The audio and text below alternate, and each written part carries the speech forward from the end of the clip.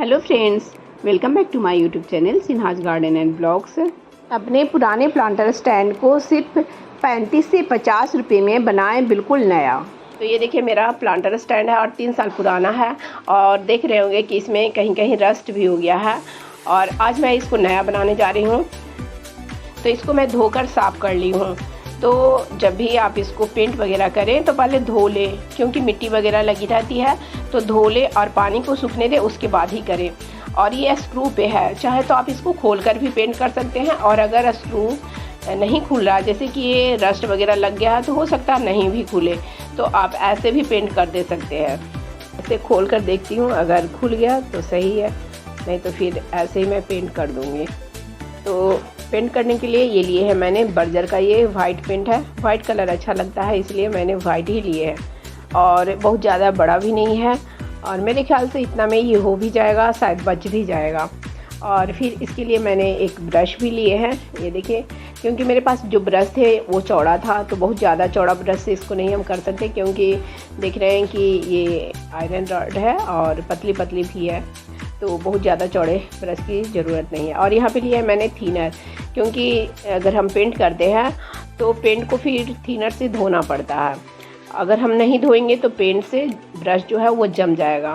तो पेंट करने के बाद ब्रश को धोने के लिए थिनर की ज़रूरत पड़ती है, तो थिनर ज़रूरी है। और फिर हल्की हल्की जो रस्ट लगी है उसको हमें छुड़ाना पड़ता है। उसके लिए सैंड पेपर या उसको सरीस कागज़ भी हम लोग बोलते हैं, तो वो ले लेकिन मेरे पास था नहीं। और फिर अभी मुझे पेंट करना था, फिर लाते तो टाइम लगता। तो ये स्कॉच ब्राइट है और ये देखिए इससे भी हो जा रहा, बहुत ही अच्छे से ये साफ़ हो जा रहा। और मुझे बिल्कुल से छुड़ाना भी नहीं है पेंट को तो ऐसे ही रखना, हल्की फल्की कुछ भी इस पर जो धूल वगैरह और बैठी हुई हो या हल्की डस्ट है, उन सभी को मुझे सिर्फ हटाना है। तो ये समझिए कि इसी से हो भी गया। और ये बैक साइड से, और बैक साइड में ये देखिए थोड़ा ज़्यादा है, तो इसको हम थोड़ा इस तरह से रगड़ लेते हैं।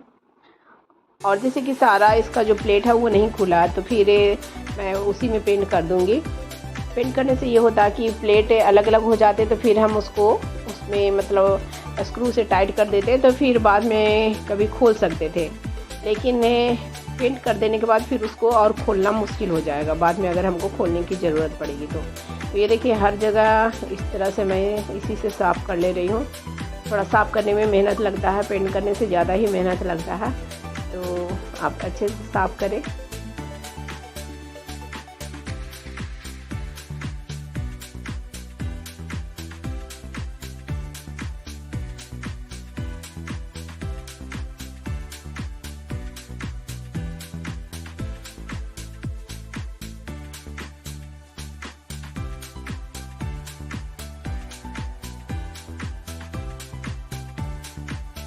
तो इस तरह से स्टैंड को आप पहले धोकर सुखा लें और उसके बाद जहाँ भी रस्ट है या मिट्टी वगैरह लगी हुई है तो वहाँ पे सैंड पेपर से ज़रूर उसको रगड़ें।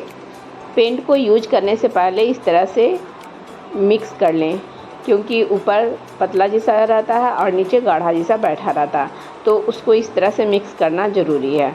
तो ये देखिए मैं एक लकड़ी की सहायता से मिक्स कर रही हूँ। तो अगर आप डब्बे से ही पेंट करेंगे तो पेंट जो है वो जल्दी सूख जाएगा। तो पेंट को मैं पहले एक कप वगैरह में निकाल ले रही हूँ, किसी भी चीज़ में आप निकाल सकते हैं। तो मैं एक कप ली हूँ जो कि ख़राब कप है, तो ये देखिए फूटा हुआ है, तो इसी में मैं थोड़ा पेंट को निकाल ली हूँ और उसके बाद इस तरह से धीरे धीरे कर ले रही हूँ। और पेंट इधर उधर थोड़ा लग जाता है, ऐसे तो छुड़ाने पे छूट जाता है, लेकिन अगर आपके पास ग्लव्स वगैरह है तो आप ग्लव्स पहनकर पेंट लगाएं तो अच्छा होगा, नहीं तो इधर उधर लग जाती है। तो मैं तो इस्तेमाल कर रही हूँ ग्लव्स का। और पेंट स्टार्ट करने के पहले पेपर वगैरह नीचे बिछा लें, ताकि पेंट जो गिरे वो पेपर पर ही गिरे। अगर नीचे गिर जाती है तो फिर उसको साफ़ करना थोड़ा मुश्किल हो जाता है। तो मैं पहले पेपर नहीं बिछाई थी, मेरा बेटा करने लग गया था जल्दी जल्दी, तो पेपर नहीं लगा पाए थे। लेकिन अब मैं यहाँ पे पेपर लगा ली हूँ। अब जो पेंट गिरेगा वो पेपर पर गिरेगा, तो साफ़ करने का झंझट नहीं रहेगा। ऐसे फर्श ख़राब हो जाती है, साफ़ तो हो ही जाता है लेकिन फिर उसको साफ़ करने पड़ते हैं। तो इस तरह से पेंट करें पहले अच्छे से। और अगर गिर जाती है तो पेंट को साफ़ करना आसान है, थोड़ा सा थिनर लगा लें कोई पुराना कपड़ा में और उससे साफ़ कर दें तो एकदम इजी से साफ़ हो जाता है। या अगर आपके पास थिनर ना हो तो लोहे की पतली जो चाकू जैसी कोई चीज़ होती है तो उससे भी रगड़ने से साफ़ हो जाता है, लेकिन थिनर से आप साफ़ कर देंगे तो तुरंत वो साफ़ हो जाएगा।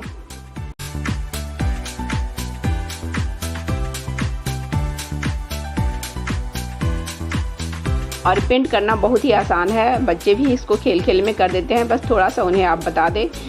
तो पेंट को एक कप वगैरह में ले लें और ब्रश में थोड़ा सा पेंट लें, मतलब ब्रश को थोड़ा सा डिप करें पेंट में और उसके बाद पेंट लेकर इस तरह से रगड़ें। तो जब तक वो सूख ना जाए तब तक इस तरह से रगड़ते रहें तो पेंट अच्छे से होगा। अगर आप एक ही जगह ऐसे मतलब ज़्यादा पेंट ऐसे ही लगाकर छोड़ देंगे तो फिर वो पेंट अच्छा नहीं होगा, वो उखड़ जाएगा। तो इस तरह से थोड़ा उसको रगड़ें। पहले मैं जो पेंट की स्टैंड को उल्टा कर और वो सूख गया क्योंकि शाम में ही की थी, अब उसको उल्टा कर दी हूँ तो अब सीधे तरफ से कर ले रही हूँ। तो अब मैं स्टैंड को सीधा कर ली हूँ, मतलब कि अभी तक मैं उल्टे तरफ से पेंट कर रही थी स्टैंड को उल्टा कर और सूख गया है, उसके बाद मैं सीधा की हूँ।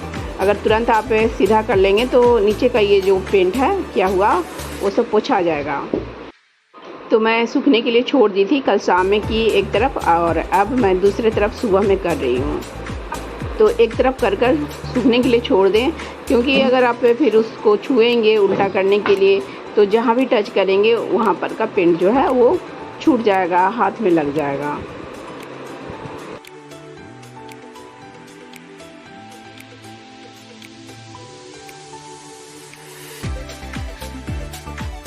तो पेंट करते करते अगर आप छोड़ रहे हो तो ब्रश को यूं ही नहीं छोड़े, हल्का सा थिनर डालकर और ब्रश को उसमें डुबा कर रखें।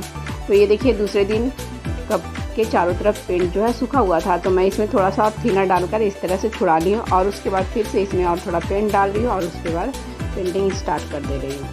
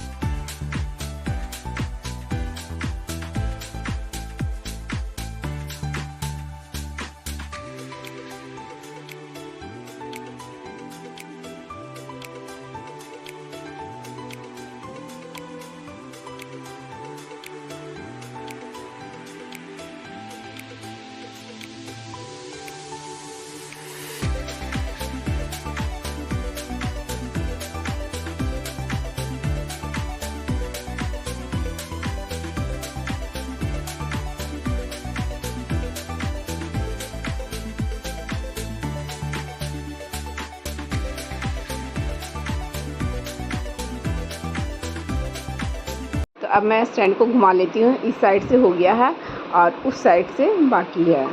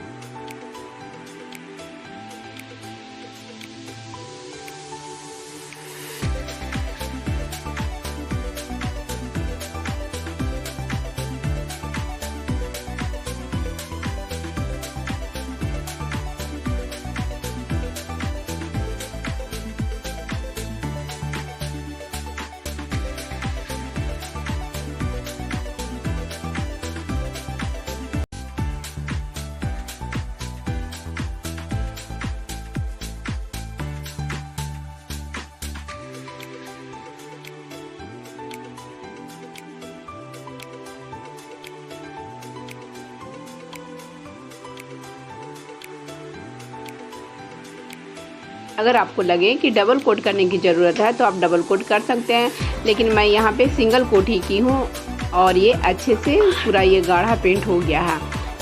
जहाँ पे डीप पेंटिंग करने की ज़रूरत थी तो मैं वहाँ पे साथ साथ ही डीप पेंटिंग भी कर दी थी सुखा कर, और वहाँ पे फिर से मैंने कोट मार दिए थे।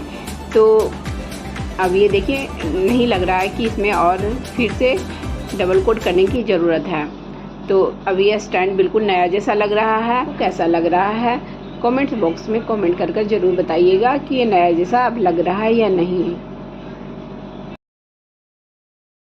तो चलिए अब मैं बताती हूँ कि ये पेंट कितने का था और कितना लगा। तो ये पेंट था 71 रुपीज़ का था और आधा लगा है। ये देखिए आधा बचा हुआ है पूरा, तो आधा ही में ये पूरा स्टैंड हो गया। एक स्टैंड और ऐसा मतलब अच्छे से पेंट हो जाएगा।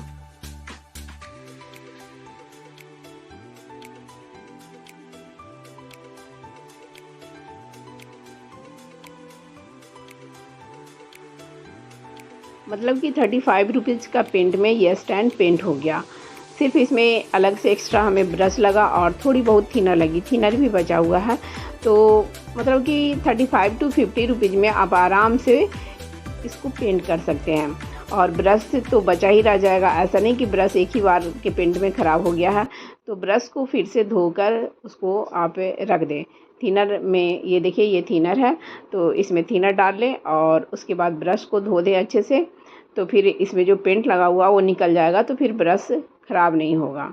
तो थिनर से धोकर किसी सूखे हुए कपड़े जो कि वेस्ट है तो उससे पोंछकर ब्रश को अच्छे से सुखाकर रख लें। और ये जो थिनर है ये 30 रुपीज़ का था और बहुत ही कम यूज हुआ है। मतलब कि 3 हिस्सा बचा हुआ है, 1 हिस्सा ही यूज हुआ है। इस तरह से आप भी अपने प्लांटर स्टैंड को पेंट कर नया बना सकते हैं। तो फ्रेंड्स, मेरी वीडियो अगर अच्छी लगी हो तो प्लीज़ मेरी वीडियो को लाइक करें, शेयर करें एंड कमेंट्स करें।